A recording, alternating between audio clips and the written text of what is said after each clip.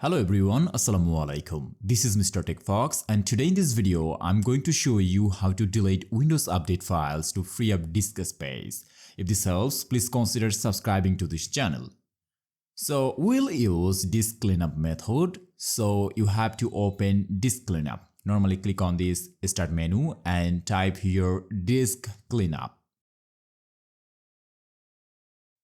Open it. And now if prompted, choose the drive where Windows is installed. Usually it's C drive. Now click on OK button.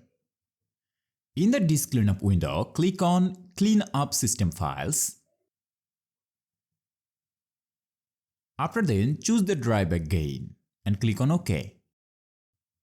And after the scan, scroll through the list and check Windows Update Cleanup. You will see an option to clean up that. I already cleaned it up, so I'm not seeing any kind of option here.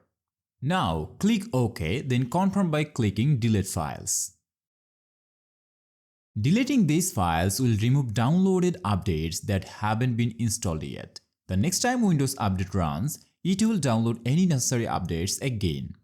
And that's it. You have successfully deleted Windows Update files to free up space on your system. If this video helped you, please consider subscribing to this channel. See you in the next video. Till then, Allah Hafiz.